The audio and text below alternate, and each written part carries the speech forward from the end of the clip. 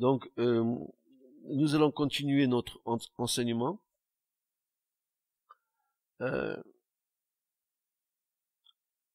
On a fait un long cheminement dans le parvis. On a beaucoup cheminé, marché, tourné autour dans le parvis. Et ce long cheminement nous a amené d'abord à l'autel des holocaustes.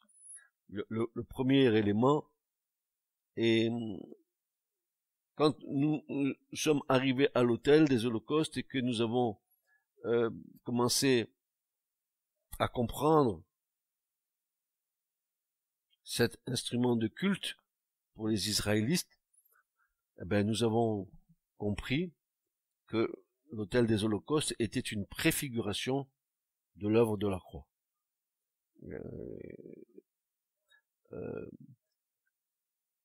Et en plus de ça, sans nous rendre compte, vraiment sans nous rendre compte, il y a quelque chose qui se passe, c'est que en nous arrêtant à l'autel et en essayant de comprendre le fonctionnement de l'autel des holocaustes, la démarche du pécheur, la responsabilité du sacrificateur qui est là, etc.,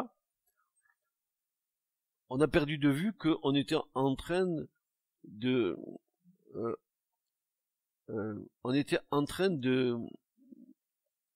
faire ce que l'Écriture nous dit, c'est-à-dire d'avoir sur nous le témoignage du sang. Parce que c'est à la croix qu'on a le témoignage du sang. Vous vous rappelez très bien, on le lira tout à l'heure, que ce que dit l'apôtre Jean concernant les 3 témoignages que nous devons réunir dans notre vie, qui lui fera dire, celui qui a le Fils a la vie, celui qui n'a pas le Fils n'a pas la vie. Nous aurons peut-être à comprendre ce que c'est que d'avoir le Fils. Donc, c'est ici le témoignage du sang. Nous en avons saisi une partie abondante qui a fortifié notre foi. Et puis nous avons reconnu avec l'aide du Saint-Esprit que dans l'ombre des choses à venir, ce lieu sans conteste nous parlait de l'œuvre de la croix, où Christ, l'agneau de Dieu, donna sa vie pour nous. Pour autant, je dis là, nous n'avons pas encore tout saisi de l'œuvre de la croix. Et qui pourrait avoir tout saisi, sachant l'impact que l'œuvre que Jésus a faite à la croix, l'impact et les conséquences de ce sacrifice à la croix, qui le ramenons simplement à nos vies, c'est bien, c'est sûr, d'avoir accepté la croix et le salut en Christ. Mais aussi, pas seulement que pour nous, ce que Jésus a fait aussi pour la terre entière, pour les cieux. Il y a une perspective beaucoup plus grande de l'œuvre de la croix qu'uniquement notre salut. Et en tout cas, il ne faut pas se contenter à notre salut. Si nous devons travailler à notre salut, nous ne devons pas nous contenter de cela. Si nous laissons l'Esprit de Dieu nous enseigner, alors je suis certain que l'Esprit de Dieu nous donnera une autre image, une autre approche de Christ. Nous verrons Christ grandir dans la connaissance, dans nos vies. Nous le verrons prendre une place qui au départ n'est qu'un seul, qui est tout d'ailleurs pour nous, mais grandir. Ce salut, il va jaillir, il va jaillir sur tous les hommes, il va jaillir sur la terre entière, il va jaillir dans l'univers. Donc, avoir cette perspective de l'œuvre glorieuse de Christ, qui est une œuvre que moi je traduis comme étant une œuvre cosmique. C'est pour l'univers entier. ce que Jésus a fait. Donc, nous sommes arrivés à l'autel, et nous avons donc là à l'autel reçu le témoignage du sang. C'est comme nous arrivons à la croix, nous recevons le témoignage du sang de Jésus qui vient nous purifier de toutes nos iniquités et qui nous pardonne nos péchés. Ça, c'est le témoignage du sang pour nous. Et maintenant, après avoir fait le tour de l'autel dans un sens et dans l'autre, après avoir compris la vraie démarche du salut, c'est-à-dire je me reconnais pécheur, je confesse mes péchés, et ainsi j'ai accès au sang du Christ qui me lave et qui me purifie. C'est pas rien. C'est pas rien, parce que cette démarche du témoignage du sang, elle va être, ce témoignage va être suscité par le Saint-Esprit. C'est l'Esprit de Dieu qui nous amène à la croix, car c'est le Saint-Esprit qui nous convainc de péché, de justice et de jugement. C'est lui qui va nous amener à Golgotha. Hein? C'est une image qui nous amène là où Jésus a payé le prix.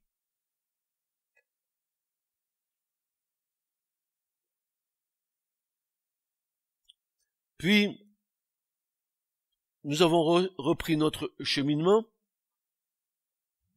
et nous sommes arrivés à la cuve d'airain. Il fallait aussi le témoignage de quoi?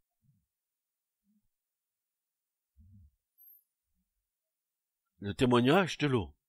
Donc on a eu le témoignage du sang. Voici que le témoignage de l'eau va nous être appliqué dans le sens où la cuve d'airain va nous parler, bien sûr, de notre baptême en Christ, de notre mort, notre ensevelissement et notre résurrection avec Christ.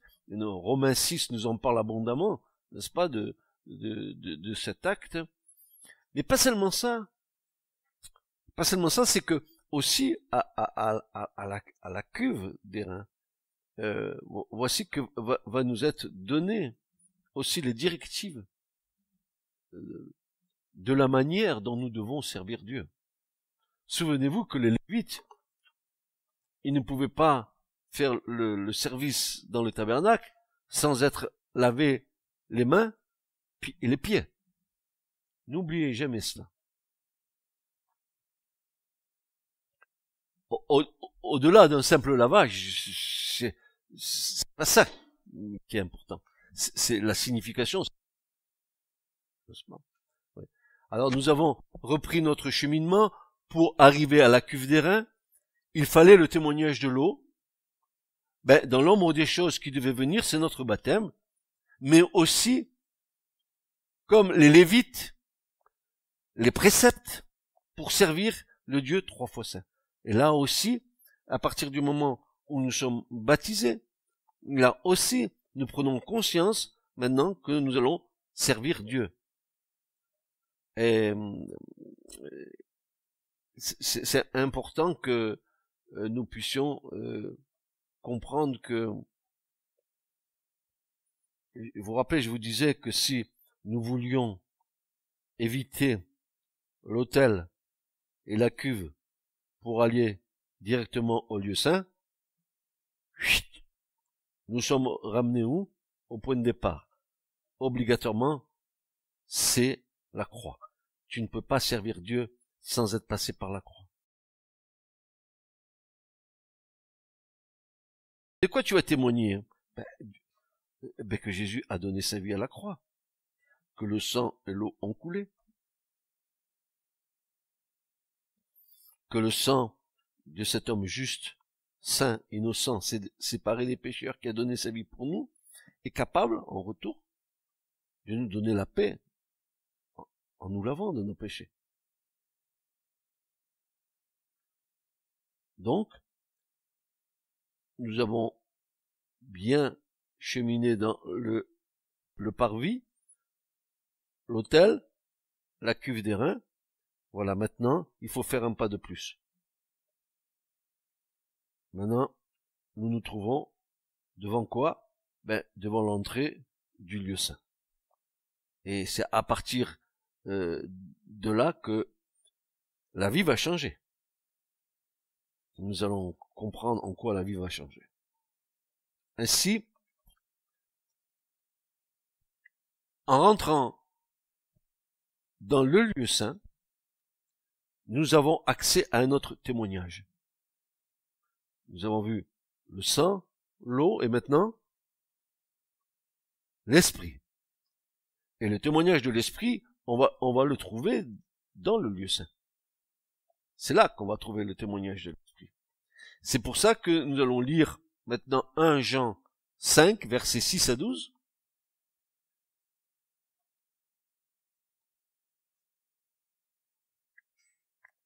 Pour bien comprendre tout ce que nous venons de dire.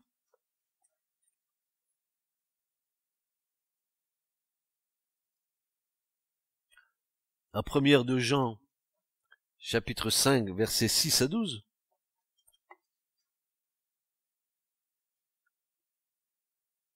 Où il est dit, « C'est lui qui est venu par l'eau et par le sang, Jésus le Christ, non seulement dans la puissance de l'eau, mais aussi dans la puissance de l'eau et du sang, et c'est l'Esprit qui rend témoignage, car l'Esprit est la vérité. Il y en a 3 qui rendent témoignage, l'Esprit et le sang. Et les 3 sont d'accord pour rendre un même témoignage. Si nous recevons le témoignage des hommes, le témoignage de Dieu est plus grand, car c'est ici le témoignage de Dieu qu'il a rendu au sujet de son Fils. Celui qui croit au Fils de Dieu, regardez bien ce que dit Jean, celui qui croit au Fils de Dieu a le témoignage en lui-même. Mais quel témoignage avons-nous en nous-mêmes? Eh bien, le témoignage du sang, le témoignage de l'eau et le témoignage de l'Esprit. Il est en nous. Nous les avons ni par la démarche que l'Esprit de Dieu nous a amené de faire. Il est dit là, verset 10, celui qui croit au Fils de Dieu a le témoignage au-dedans de lui-même. Celui qui ne croit pas Dieu l'a fait menteur, car il n'a pas cru au témoignage que Dieu a rendu au sujet de son Fils, et c'est ici le témoignage que Dieu nous a donné, la vie éternelle, et dans son Fils. Et Jean va dire, celui qui a le Fils a la vie, celui qui n'a pas le Fils n'a pas la vie. C'est pour ça que je fais que vous dire, ne me dites pas que vous êtes de l'église du tabernacle, ne me dites pas que vous êtes évangélique, ne me dites pas que vous êtes catholique, ne me dites pas, dites-moi, je suis à Christ. Parce que celui qui a le Fils, il a la vie. Une dénomination ne te donnera pas la vie. Une église ne te donnera pas la vie. Seul Jésus est capable de te transmettre la vie d'en haut. Et ça change toute l'optique de la structure de la foi et de la religion. C'est que nous devons amener les gens non pas à dépendre d'une église, mais nous devons les amener à dépendre de Christ. Ensuite, l'église, c'est le lieu de rassemblement où nous sommes tous d'accord pour suivre Jésus. Donc, c'est pas du tout pareil.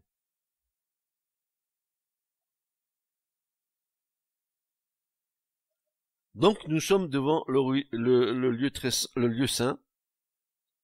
Et il y a quelque chose d'assez étonnant. C'est que le rideau du lieu saint, il a la même surface que le rideau du parvis, la même surface, mais il est 2 fois plus haut. Ça veut dire quoi, ça? Ils ont la même surface, les deux, mais celui du lieu saint est 2 fois plus haut que celui du parvis. Et là, il y a une raison. Aussi, frères et sœurs, pour pénétrer dans la présence divine dans le sanctuaire, il faut une perception spirituelle plus élevée que pour entrer dans le parvis. Et c'est normal. Dans le parvis, tu connais rien. Tu viens en tant que pécheur. Tu as une petite approche de Dieu. Mais quand tu rentres dans le lieu saint, ayant passé par la croix, ayant passé par le baptême, alors maintenant, tu as une perspective bien plus grande de qui est ton Seigneur. Et c'est pour ça que le rideau, il est 2 fois plus haut. C'est que tu as une perception beaucoup plus grande de l'œuvre de Christ. Je dis ceci. Beaucoup de croyants se limitent aux bénédictions acquises à l'œuvre des reins. Beaucoup de croyants se limitent à l'œuvre de la croix, dans le parvis, sans entrer dans le sanctuaire qui est maintenant accessible à tout racheter. Il y en a qui se contentent de rester là, dans le parvis, et ils ne rentrent pas dans le lieu saint. Il y a des gens qui vous parleront des choses de l'écriture, qui vous diront plein de choses de l'écriture, mais ils sont restés dans le parvis. Ils n'ont pas la vie de l'esprit en eux. On le voit. On voit la personne qui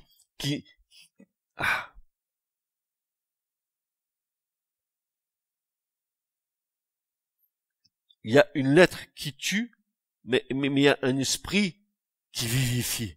Il y a des gens qui vont vous parler des choses de la foi, qui vont vous dire des choses qui seront peut-être même érudits dans l'écriture, mais ça reste à l'état du parvis. Quand ils vous transmettent des choses, il n'y a pas le sel, il n'y a pas la vie. Ils vous diront des choses de l'écriture, ah oui, ils vous citeront les versets, etc., mais ils ne vous communiqueront rien du tout. Rien. L'expérience chez les catholiques. Tu as reçu quelque chose? Tu es rentré vide, tu es sorti vide. Ça veut dire que tu n'as rien reçu.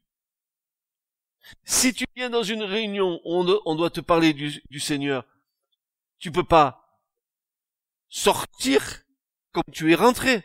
Il faut que quand tu rentres, tu reçoives quelque chose et que tu sortes différemment que quand tu es rentré. Il faut bien que quelque chose se passe.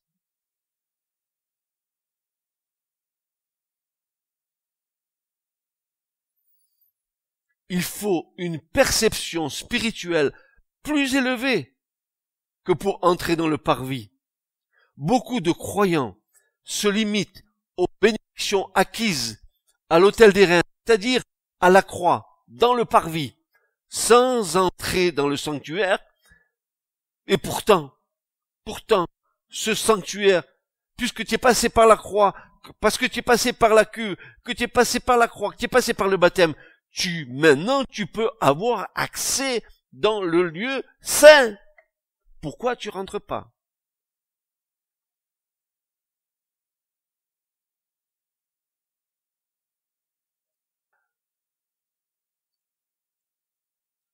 Hébreux 10. Versets 19 à 22. Hébreux chapitre 10. Versets 19 à 22. Voici ce que dit l'apôtre Paul. Ayons donc, frères, une pleine liberté pour entrer dans les lieux saints. Pourquoi je vais rester dans le parvis? La porte m'est ouverte. Le rideau, il s'est déchiré du haut en bas. Désormais, on a accès. Et voici ce que dit Paul. Tu entres et tu as une liberté d'entrer dans le lieu saint. Par quel moyen? Parce que tu es passé par l'autel, par la croix, par le sang de Jésus. Seul le sang de Jésus t'ouvre la clé pour entrer dans le lieu saint. C'est pour ça que je vous disais en enseignement que c'est impossible de vouloir rentrer dans le lieu saint si tu n'es pas passé par la croix, si tu n'es pas passé par la cuve. C'est le sang qui t'ouvre la porte pour entrer dans le lieu saint. Car c'est l'esprit qui rend témoignage. Tu te priverais du témoignage de l'esprit quant au sang.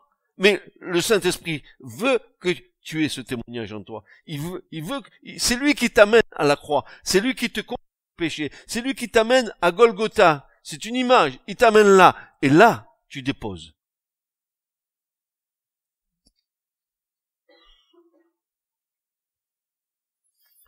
Ayant donc, frères, une pleine liberté pour entrer dans les lieux saints par le sang de Jésus, par le chemin nouveau et vivant, consacré à travers le voile, c'est-à-dire sa chair, ayant un grand sacrificateur établi sur la maison de Dieu, approchons-nous avec un cœur vrai, en pleine assurance de la foi, ayant les cœurs par aspersion purifiés d'une mauvaise conscience, et le corps lavé d'eau pure. Voilà.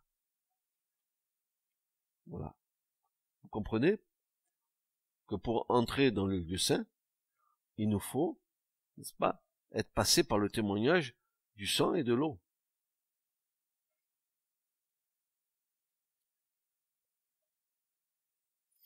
Beaucoup, malheureusement, et c'est nous qui croyons un sujet de prière, une tristesse dans nos cœurs. Beaucoup se privent de la vie abondante du Saint-Esprit, car l'engagement de notre foi est bien plus conséquent que l'acceptation du salut à la croix. Désormais, ton engagement dans la foi est bien plus grand, parce que quand tu es arrivé à la croix, tu connaissais rien, si ce n'est que la grâce du Seigneur qui t'a ouvert les bras. Maintenant, tu connais les choses. Tu vas rentrer. Mais ton engagement dans la foi est bien plus grand maintenant. Tu es passé par la croix, tu es passé par le baptême, tu sais maintenant dans quelle position tu es, n'est-ce pas? Avoir une vie abondante dans l'esprit nécessite une consécration et un abandon total de chacune de nos vies entre les mains bénies du Seigneur. Laisser le Saint-Esprit la direction, c'est confier le gouvernail de notre cœur pour nous conduire à la porte étroite et resserrée où peu y entre.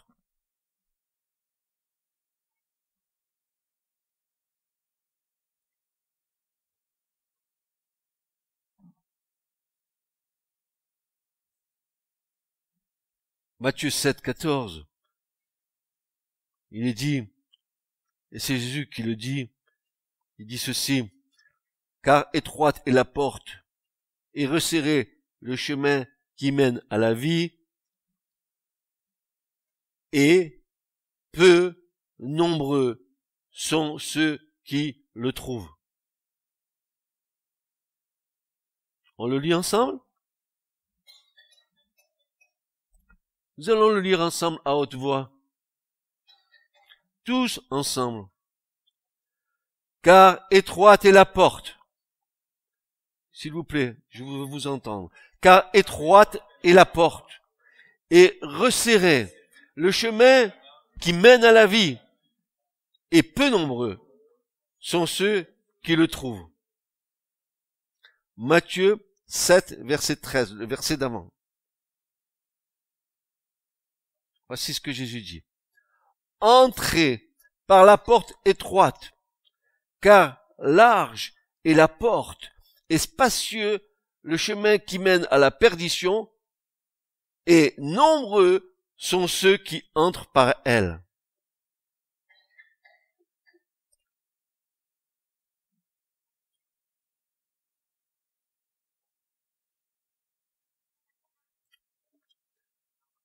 Maintenant, allons vers Luc, qui va nous dire la même chose, mais d'une manière différente. Luc 13, verset 24.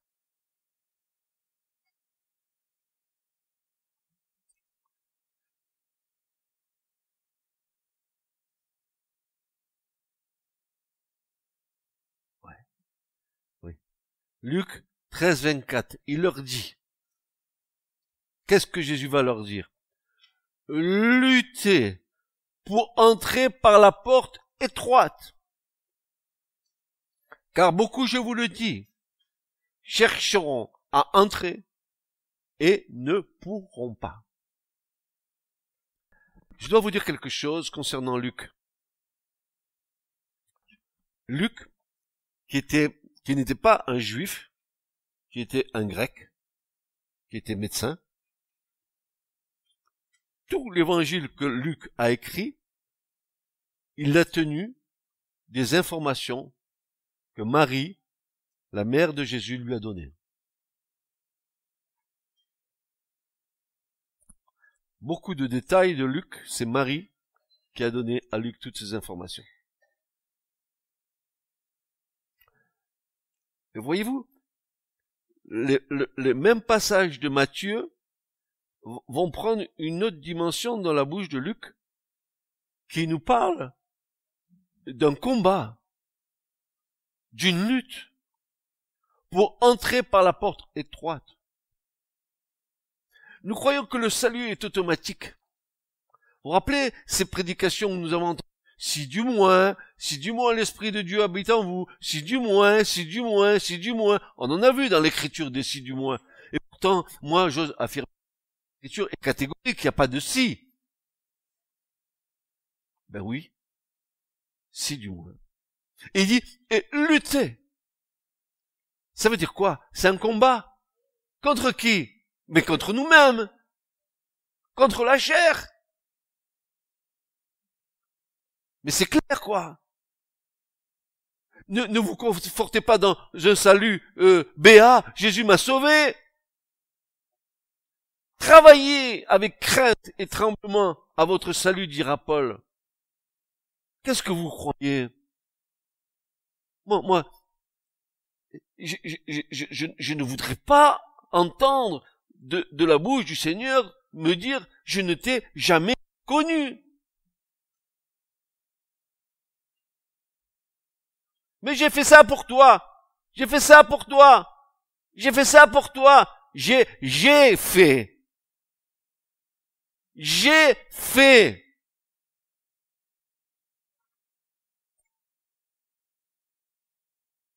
Le Seigneur dira, mais je ne te connais pas. C'est lourd de conséquences, vous savez. Frères et sœurs, écoutez ce qui est dit ici. Peut-être que vous l'écouterez de votre vie par la suite. Écoutez les choses parce que c'est des clés pour entrer dans le royaume de Dieu. Si on nous dit de lutter, c'est parce que nous avons un combat. Je fais pas le bien que je veux faire, je fais le mal que je ne veux pas faire, mais qui me délivrera de ce corps de mort, dira Paul dans Romains chapitre 7. Mais qui me délivrera de cela?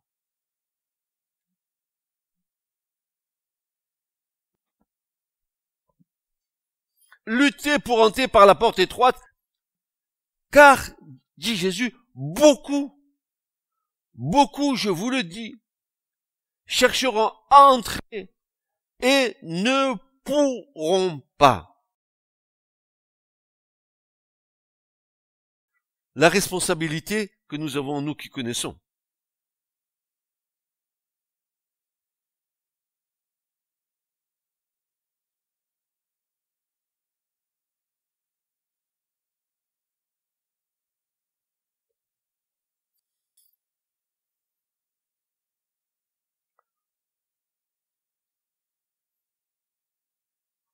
Ils chercheront à entrer et ne pourront pas. Ça me fait penser cet après-midi, quand vous m'avez demandé de faire le sous-titre de demeurer en lui, et c'était Malachie. Moi ça fait un moment que j'ai prêché ça, depuis le début février, je m'en souvenais plus. Voilà. J'ai réécouté à nouveau, et j'écoutais le message qui était donné, et je disais, mais comment Dieu est en train de dire à la fin du message de Malachie, il va dire ceci, et vous reconnaîtrez à la fin ceux qui me servent et ceux qui ne me servent pas.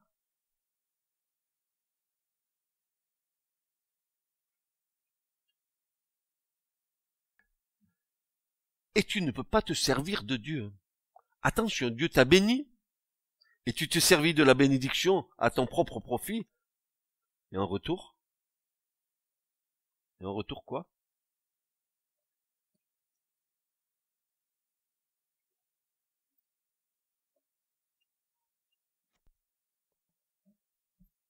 Alors, le rideau d'entrée, là, au lieu saint, était supporté par 5 piliers, et ces 5 piliers, ils étaient composés d'airain sur des bases en or.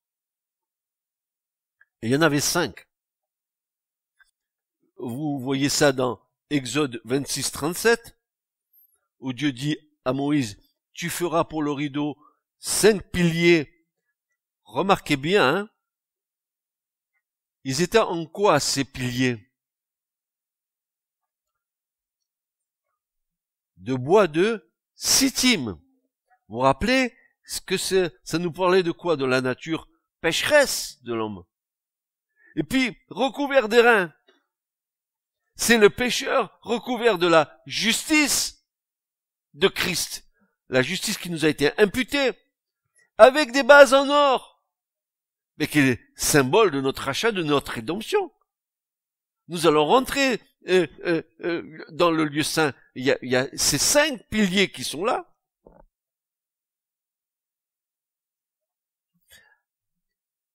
Avant d'entrer dans la présence de Dieu, dans le sanctuaire, avant d'entrer dans la présence de Dieu, dans le sanctuaire, c'est-à-dire dans le lieu saint, il fallait s'arrêter sur le seuil constitué de ces 5 bases d'airain. Les reins représentent le jugement. Les reins représentent la condamnation du mal. Les reins représentent la justice de Dieu. Et regardez ce que Dieu va dire au prophète Sophonie. Dans Sophonie chapitre 1 verset 9, il va faire cette déclaration. Sophonie chapitre 1 verset 9.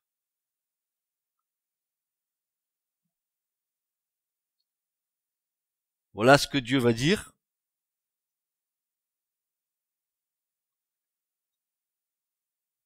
Sophonie 1, verset 9.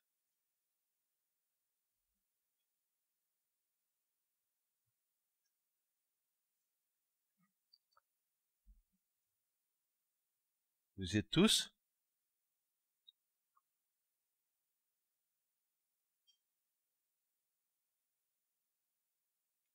Voilà ce qu'il est dit. C'est une déclaration solennelle de l'Éternel. Il dit ceci. Je punirai tous ceux qui sautent par-dessus le seuil.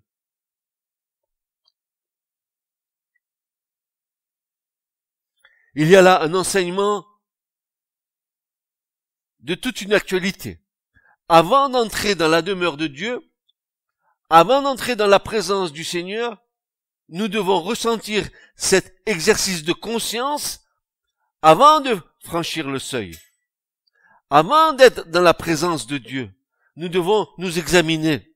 L'Écriture dit que c'est un seuil d'airain qui correspond à cette mise en garde que nous trouvons sous la plume de Paul, que chacun s'éprouve soi-même.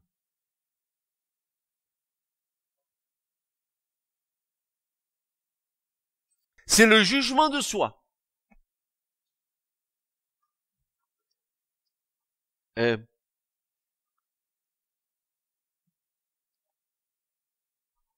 Est-ce que ta conscience ne t'a jamais amené à te juger toi-même dans des circonstances de choses que tu as faites et dans lesquels tu n'étais peut-être pas trop d'accord avec ce que tu faisais.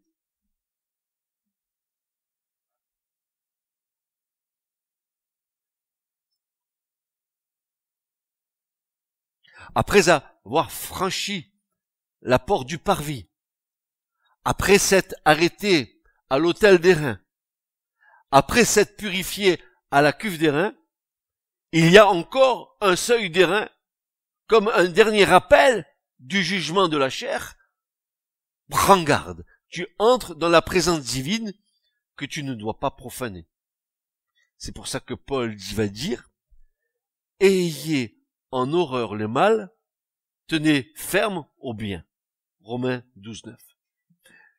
Ayez en horreur le mal, tenez ferme au bien.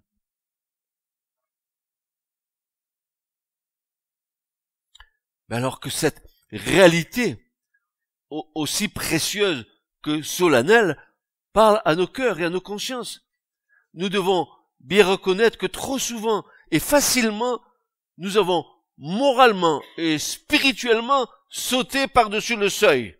Nous nous sommes arrangés avec nous-mêmes.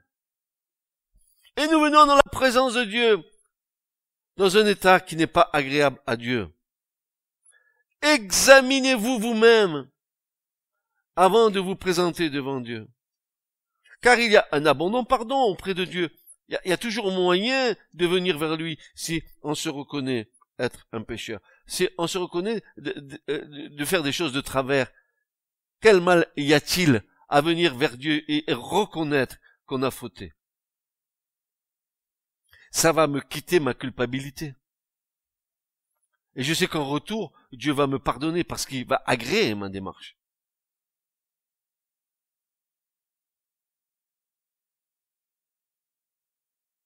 Nous devons bien reconnaître que trop souvent et facilement, nous avons moralement et spirituellement sauté par-dessus le seuil.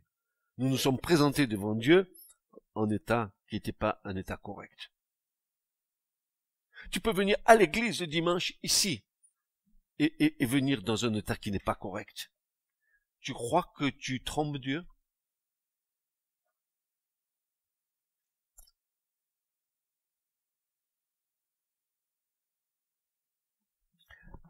Il y a un verset de l'Écriture qui me revient en mémoire, qui dit ceci, que la patience de Dieu, c'est notre salut.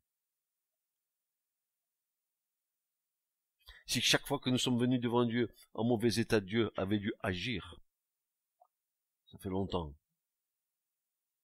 que vous et moi, on ne serait pas là. Et l'Écriture va dire, mais il y a un abondant pardon auprès de Dieu afin qu'il soit craint. C'est pas Dieu, parce que Dieu nous pardonne que nous devons avoir la crainte de Dieu.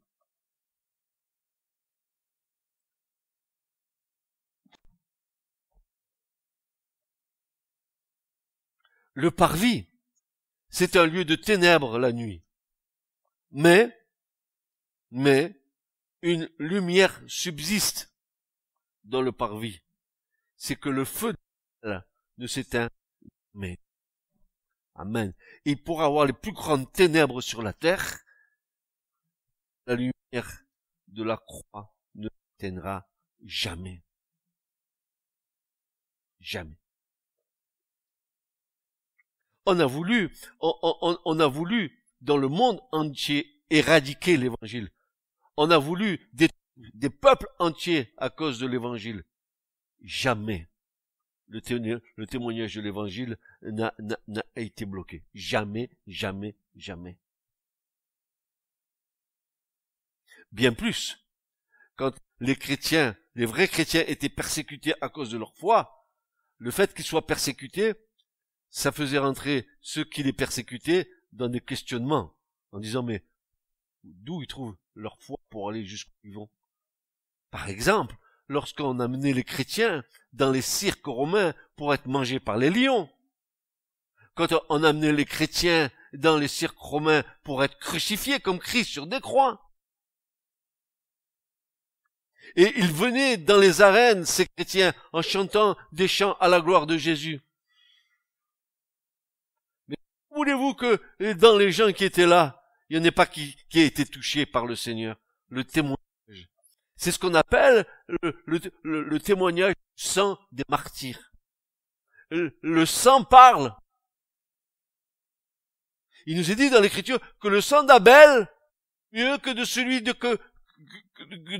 Caïn, et que le sang de Jésus parle mieux que celui d'Abel. Le sang parle. Le sang est un témoignage, il parle.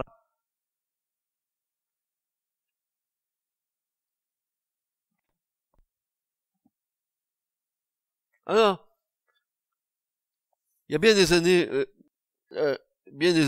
le Seigneur m'a parlé sur un passage que je voudrais vous communiquer, mais je pense que vous l'avez déjà peut-être entendu ici, au milieu de nous. C'est ce passage où Jésus a ressuscité Lazare. J'aimerais vous entretenir de ce passage-là parce qu'il est d'une grande importance.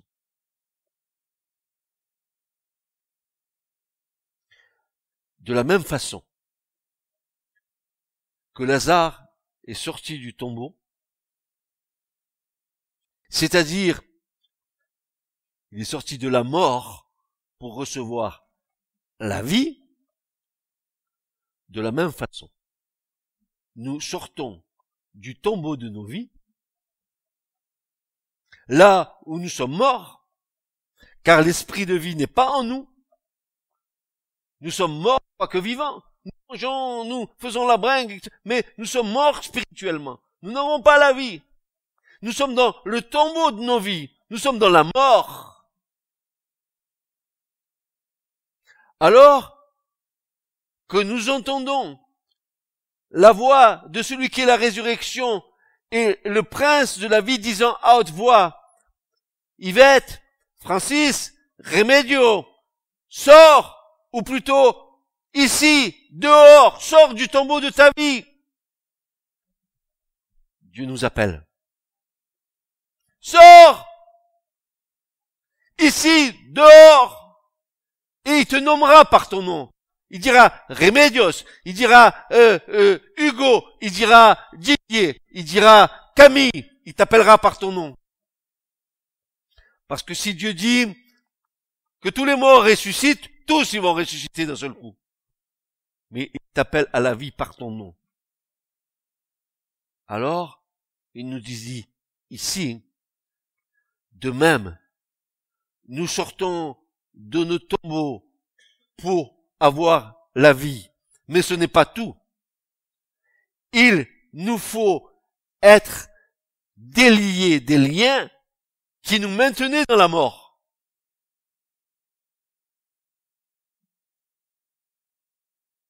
Nous devons être déliés des liens de l'incrédulité. Nous devons être déliés des liens que l'ennemi a mis sur nos vies. Ce qui explique que l'autorité, la puissance du royaume de Dieu soit libérée, afin que la vraie liberté soit exercée sur celui ou celle qui est sorti du tombeau de sa vie. Sors! Sors!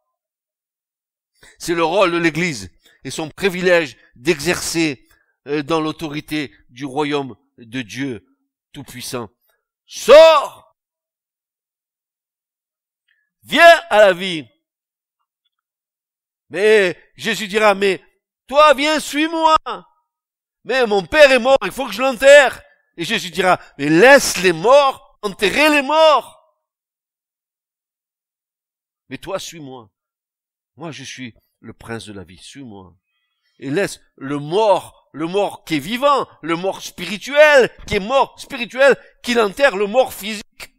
Que celui qui est mort, qui est vraiment mort, qu'il l'enterre. Mais les deux sont morts. Qu'ils soient dans le tombeau, ou qu'ils soient morts spirituellement, ils sont morts tous les deux. Ils sont considérés comme morts devant Dieu.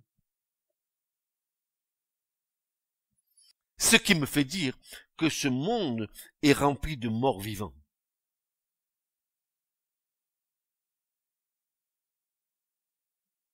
Il faut qu'ils entendent dans leur vie, sors de ton tombeau, reçois la vie, viens, ici, dehors, parce qu'ils ont entendu l'évangile, dehors, viens, sors, viens, et je te donnerai la vie. Seulement je te donne la vie, et je vais te libérer de toutes tes choses.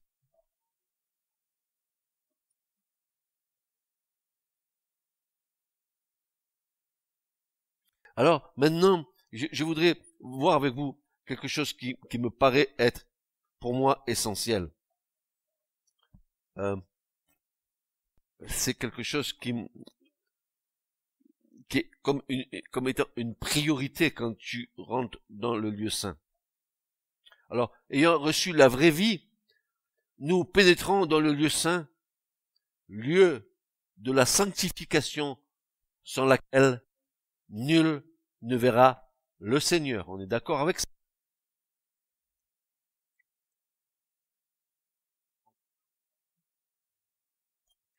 Permettez-moi d'affiner cette pensée dans le processus de la sanctification qui me semble être une pensée majeure. Ce que je suis en train de vous dire là, ce que je lis, c'est ce que j'ai reçu du Seigneur.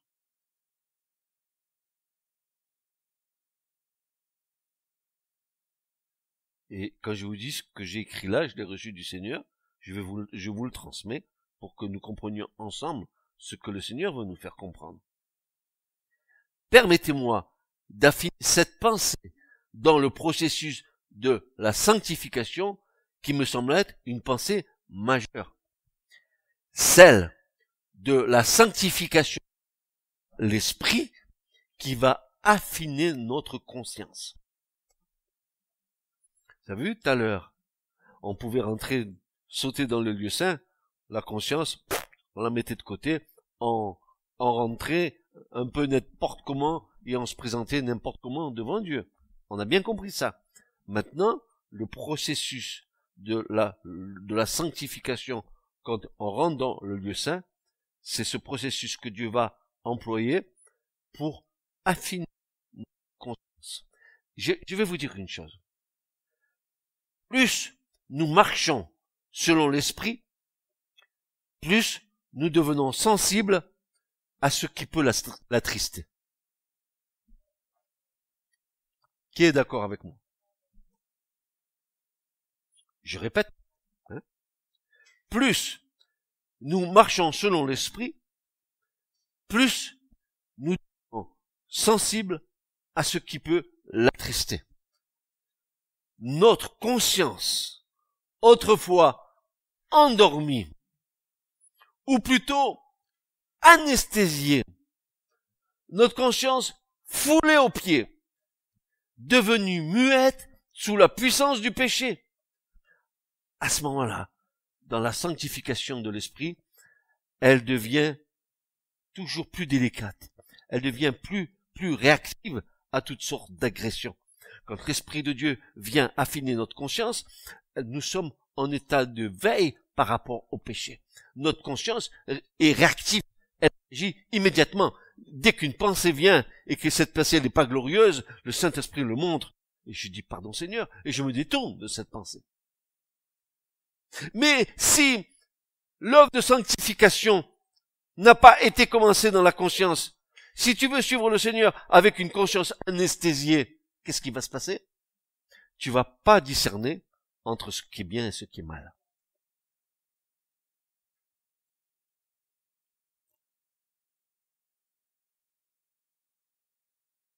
Notre conscience, autrefois endormie, ou plutôt anesthésiée, que nous avons foulée aux pieds, et que nous avons rendu muette sous la puissance du péché, eh bien maintenant elle devient délicate, plus réactive à toutes sortes d'agressions contraires à la pureté des pensées.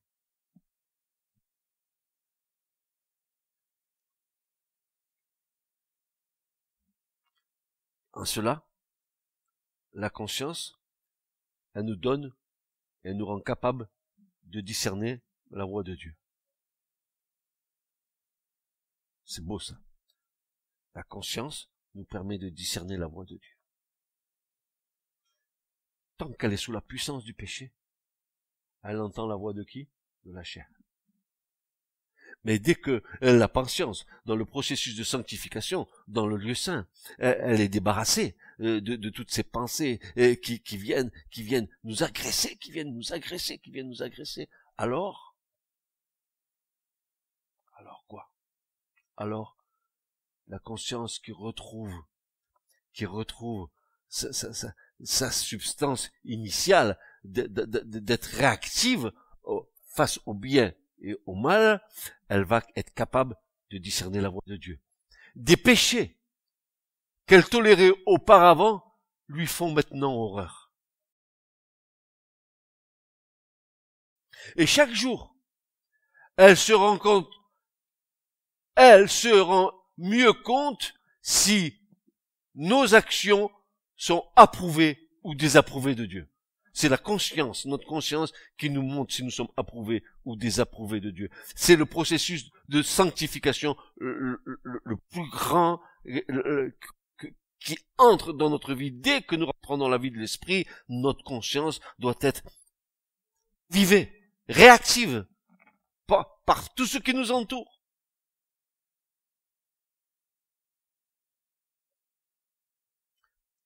C'est ce que va exprimer Paul dans Romains 9, 1. Voici ce que Paul va dire. Je dis la vérité en Christ. Romains 9, verset 1. Voilà ce que dit Paul.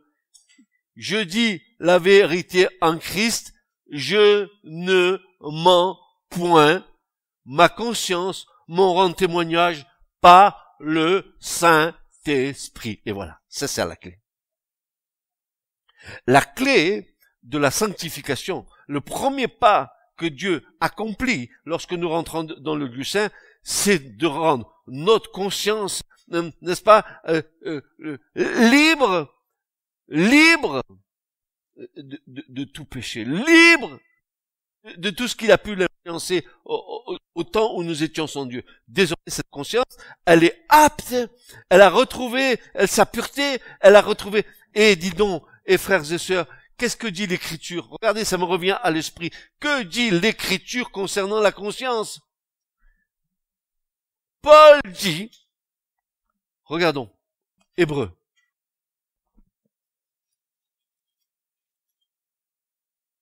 Hébreux, chapitre 9, verset 13. Regardez ce que dit Paul. Et c'est là, oh, merci Seigneur, c'est là un verset clé que je voulais vous communiquer ce soir. Voilà. Il dit ceci, car si le sang de bouc et de taureau et la cendre d'une génisse avec lequel on fait aspersion sur ceux qui sont souillés sanctifie pour la pureté de leur chair, regardez maintenant. Combien plus le sang du Christ, qui par l'Esprit éternel s'est offert lui-même à Dieu, sans tache, purifiera-t-il quoi? Votre conscience de quoi? Des œuvres mortes, afin que quoi? Afin que vous serviez le Dieu vivant. Eh oui. Oui, mes amis.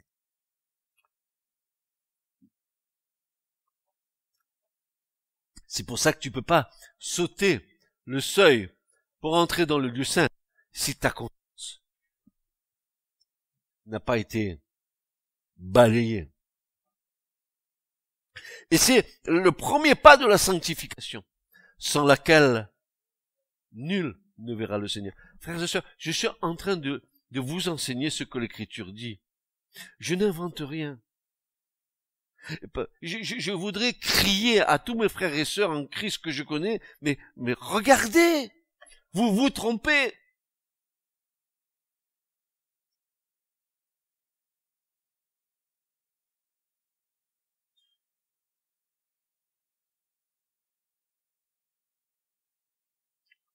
Comment, après avoir, mes amis, comment après avoir reçu, comme dit l'auteur de l'Épître aux Hébreux, après avoir goûté aux dons les meilleurs, à l'Esprit qui vient, avoir goûté à la repentance, que nous retournions dans les choses que nous avions vomies. Et Paul dit, il vaut mieux pas, n'est-ce pas? Il vaut mieux pas fouler aux pieds le sang de l'alliance. C'est grave. Vous croyez que c'est pas grave? C'est grave.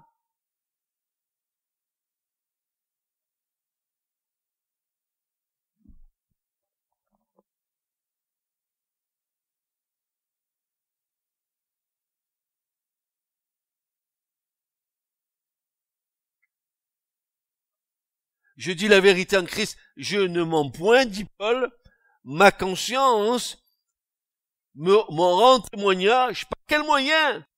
Mais par le Saint-Esprit. Et où ça se passe? Mais dans le lieu saint, c'est là où il y a l'Esprit, là où il y a la vie. C'est le lieu par excellence, nous allons voir que le lieu saint, c'est le lieu par excellence, où le service du Saint-Esprit est là pour tous.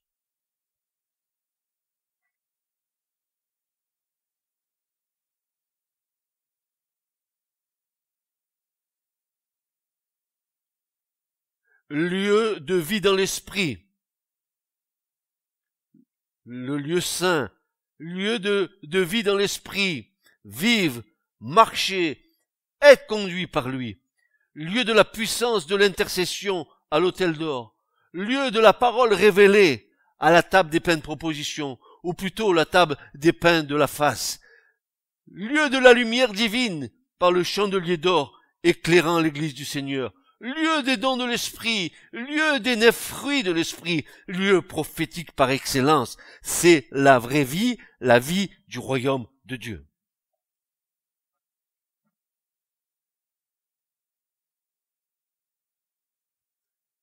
Parce que Paul dit, mais que Dieu soit béni pour les hommes qui nous ont laissé ces trésors. Paul va dire, l'Esprit lui-même, Romains 8:16, l'Esprit lui-même rend témoignage à notre esprit, quoi? Que nous sommes enfants de Dieu. L'Esprit lui-même, il rend témoignage à ton esprit. Mais où? Quand tu es devenu enfant de Dieu. Où? Ben, quand tu es passé par la croix, que tu es allé au baptême et que tu rentres dans la vie de l'esprit, il rend témoignage que tu es enfant de Dieu.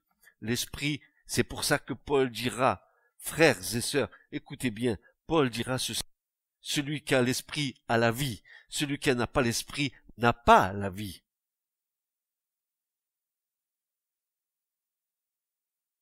Et permettez-moi de vous dire encore plusieurs autres choses que je vais prendre dans Romains au chapitre 8 et que je vais lire pour vous. Romains 8, et je vais le lire parce que ça vaut le coup de le lire. Voilà. Voilà ce que va dire Paul. Car ceux qui sont selon la chair, Romains 8, verset 5, car ceux qui sont selon la chair ont leur pensée aux choses de la chair. Mais ceux qui sont selon l'esprit, aux choses de l'esprit. Car la pensée de la chair, c'est la mort. Mais la pensée de l'esprit, c'est vie et paix. Parce que la pensée de la chair est inimitié, elle est ennemie de Dieu. Elle est ennemie contre Dieu car elle ne se soumet pas à la loi de Dieu. Imagine la rébellion qu'il y a dans mon cœur quand je suis sous la puissance de la chair, loin de Dieu. Je suis ennemi de Dieu. Et ceux qui sont dans la chair, dit Paul, ne peuvent pas plaire à Dieu. Or, dira Paul, or, je vous dis, mes frères et sœurs, vous n'êtes pas dans la chair, mais dans l'esprit, et regardez ce que rajoute Paul, si, du moins, l'esprit de Dieu habite en vous, mais si quelqu'un n'a pas l'esprit de Christ, celui-là n'est pas de lui.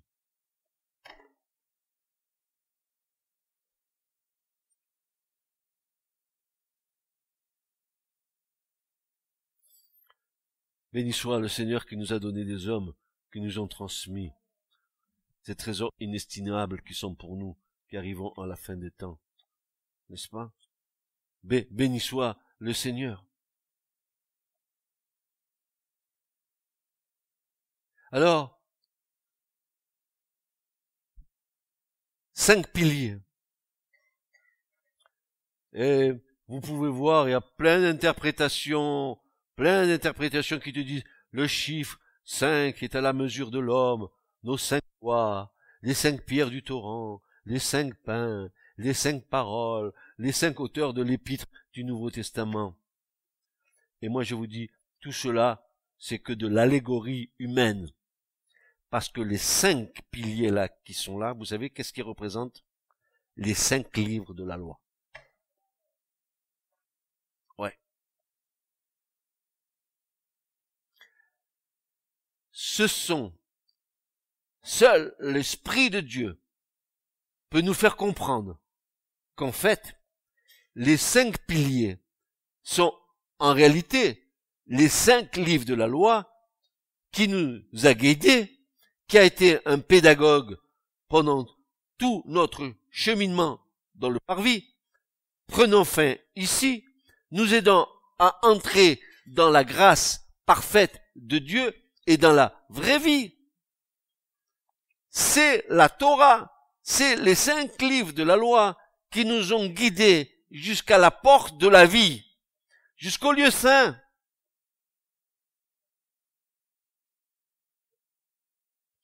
Les 5 livres de la loi nous déclarent: vous êtes vraiment morts maintenant. Voici la vie nouvelle surabondante dans la grâce. Vous pouvez pénétrer dans le lieu saint pour recevoir la vraie vie du royaume. La justice imputée, révélée dans le parvis et appliquée à nos vies, ayant accompli son œuvre parfaite en nous, maintenant nous donne libre accès dans les lieux saints.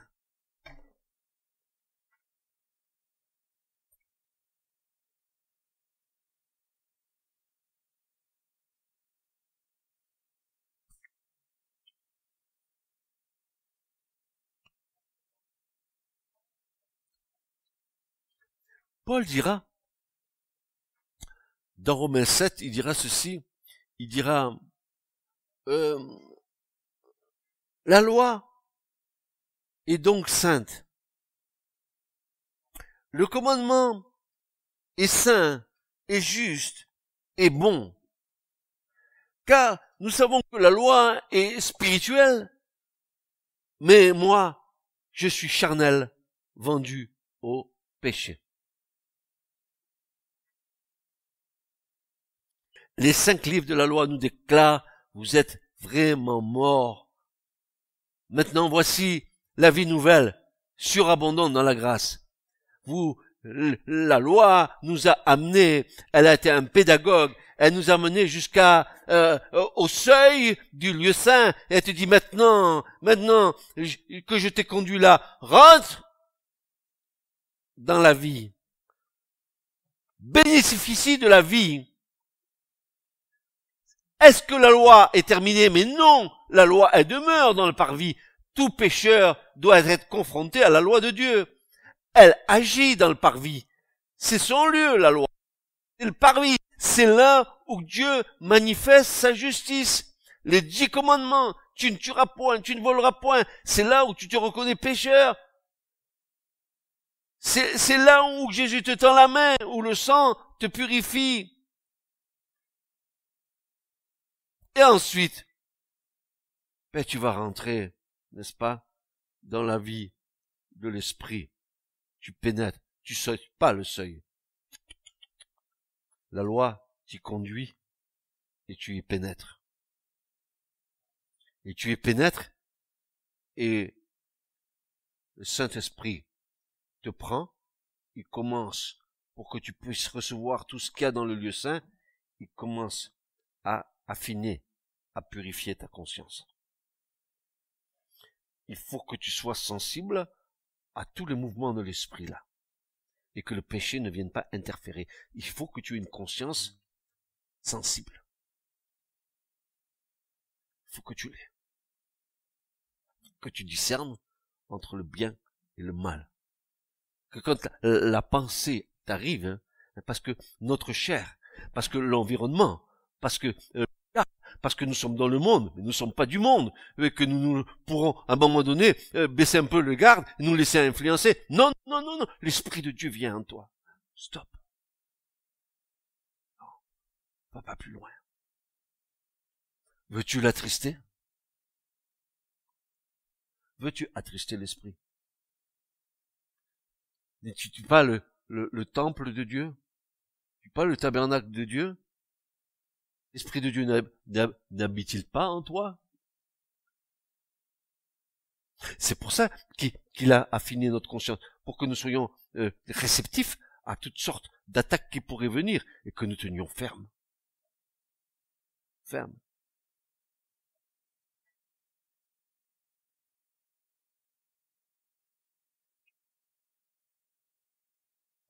Il ne peut pas avoir de mélange dans le royaume de Dieu. On met pas, on n'associe pas deux étoffes de matières différentes. Faut que ça soit tout uni. Non, non, non, mes amis. Non. Oui, la loi est sainte. Oui, le commandement est saint, est juste, est bon. Et maintenant, vous comprenez bien, maintenant, vous rappelez la prédication qu'on a eue il y a quelque temps de ça, quand je vous disais que nous observons les commandements par amour.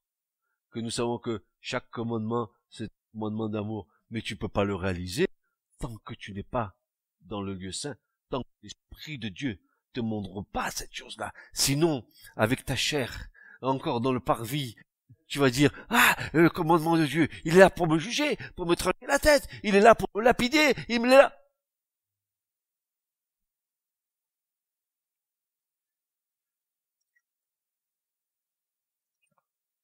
Quand j'ai découvert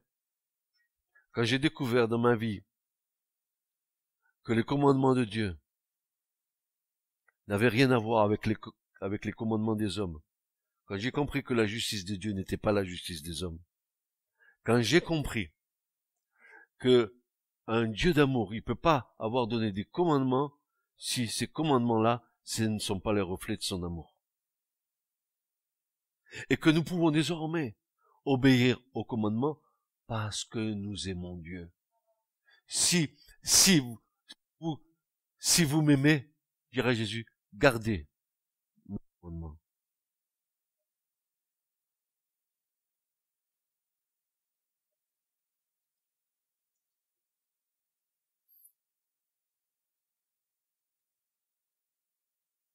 J'aime bien. C'est comme si la Torah, les 5 livres de la loi, qui sont là, nous prenaient en main, nous amenaient dans notre périple dans le parvis, nous accompagner jusqu'à la porte du lieu saint. Et la loi dit maintenant, j'ai fait mon œuvre, rentre dans la pleine vie du royaume. Tu rentres. Et l'Esprit de Dieu te conduit. Parce qu'une chose que va faire le Saint-Esprit dans le lieu saint, il va faire 3 choses avec toi. Il va t'apprendre à vivre par lui, à marcher avec lui et être conduit par lui. Te prend la main et te conduit. Et où il t'amènera? À la porte étroite, que peu passent.